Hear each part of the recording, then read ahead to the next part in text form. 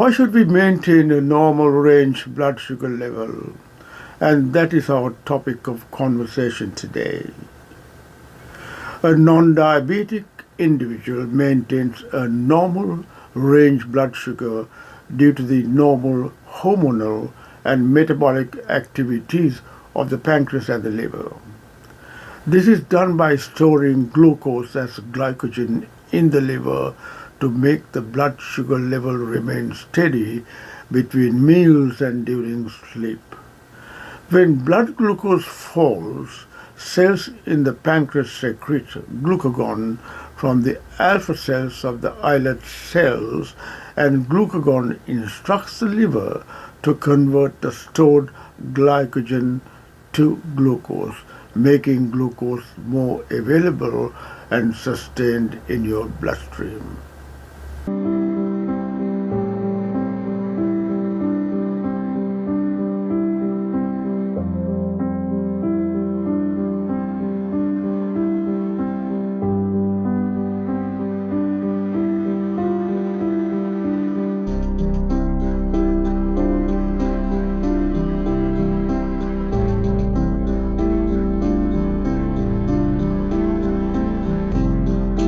The pancreas further secretes insulin in the islet beta cells, which enables the blood sugar to courier to specific cells in the body, such as the fat cells called lipocytes, which stores the sugar as a fat called triglycerides.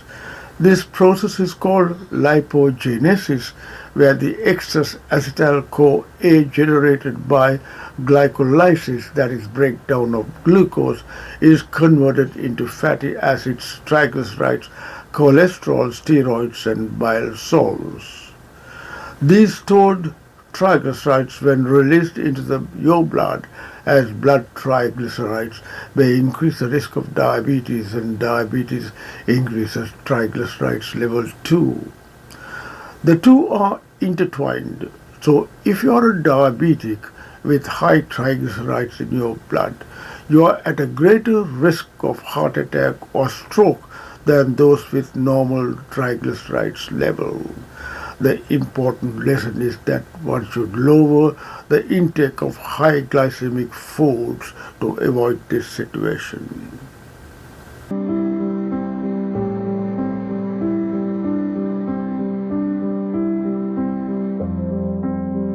A fasting blood sugar of a non-diabetic is less than 100 milligrams per deciliter or 5.6 millimoles per liter. A person with diabetes should strive to achieve fasting blood sugar levels below 131 milligrams per deciliter and levels following meals below 180 milligrams per deciliter, what is referred to as the postprandial level. Through lifestyle changes, right low glycemic diets, exercise, and maintaining a normal body weight, a diabetic should aim to achieve this range daily to prevent complications. In terms of blood sugar memory test, a diabetic should have an average blood sugar level during the day below 154 milligrams per deciliter, should give a HbA1c level of below 7%.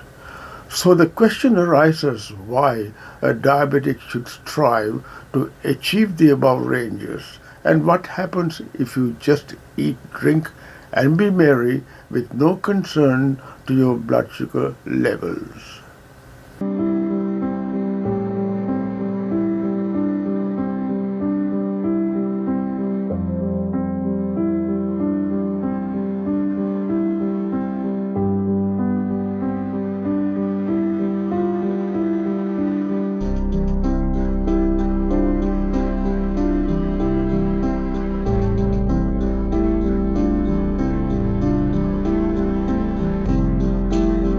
When your blood sugar is high and not controlled, you may tend to pass urine more frequently. You may feel thirsty and other problems related to your high blood sugar. If you do not control your blood sugar level, it can take a toll on every organ in your body, such as the heart and blood vessels, eyesight, kidneys, nerves, gastrointestinal tract, including gums and teeth.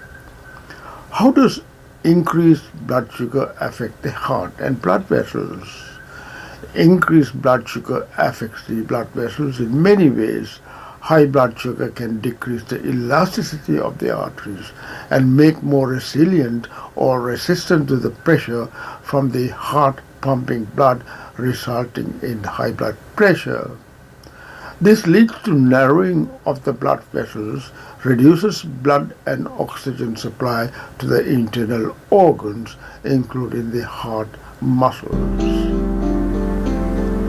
Narrowing of blood vessels leading to increased peripheral resistance leads to high blood pressure. High blood pressure is a risk factor for heart disease. Damage done to the large blood vessels is known as macrovascular disease, while microvascular disease refers to damage to minute blood vessels, as in the glomeruli in the kidneys. Macrovascular disease due to thickening of the vessels can cause heart attack, stroke, peripheral artery disease called atherosclerosis in the limbs. Atherosclerosis is the most common cause of chronic arterial occlusive disease of the lower limbs, resulting from uncontrolled blood sugar levels. Do not wait for the day your doctor tells you that your leg needs amputation. Think of it and control your blood sugar level consistently. Microvascular disease can cause problems in the eyes, kidneys, and nervous system. This could happen in the heart too, due to the minute branches of the main coronary arteries getting occluded with plaques and clots. These vessels are lining the inner walls of the heart muscle and lead to patches of dead tissue referred to as necrosis. In such a situation, you may be unfit for open heart surgery or insertion of stents into blocked main arteries of the heart. Let's talk about diabetes macular edema. Up to 1 in 10 people with diabetes develop diabetic macular edema. High blood sugar weakens the blood vessels in your eyes that can make them leak or grow out of control in your retina, the light-sensitive area at the back of your eyes.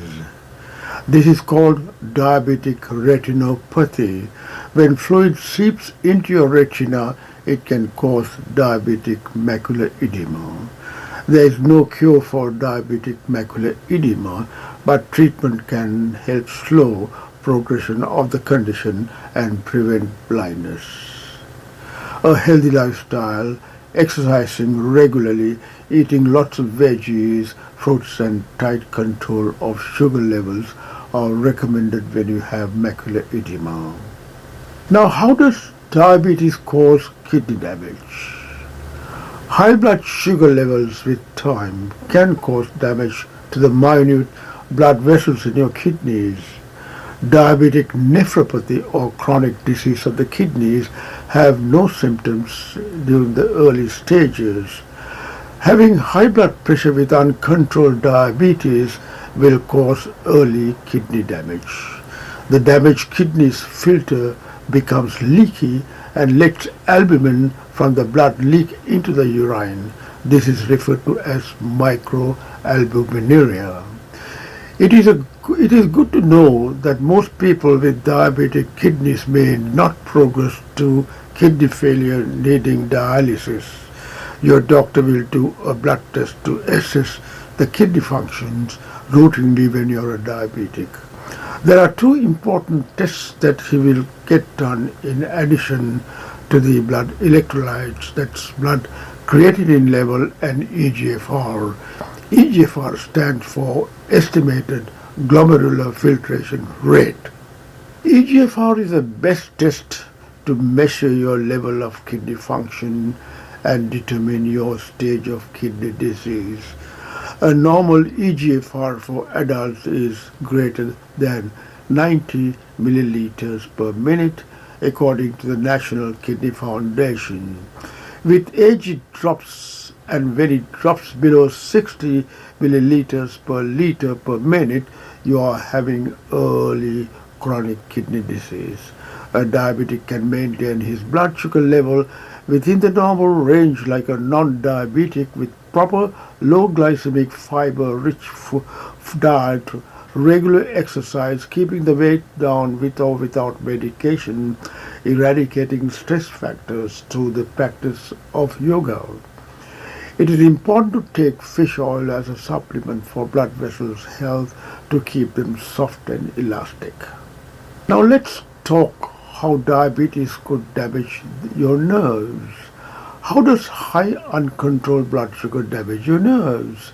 Half of all people with diabetes have nerve damage. The nerve cells called neurons are damaged or destroyed. Researchers have found that uncontrolled high blood sugar damages the nerves and interferes with their ability to send signals, and this condition is called diabetic peripheral neuropathy. This type of neuropathy is also called distal symmetrical peripheral neuropathy. It generally affects the feet and the legs, followed by hands and arms. The symptoms of this neuropathy is worse at night.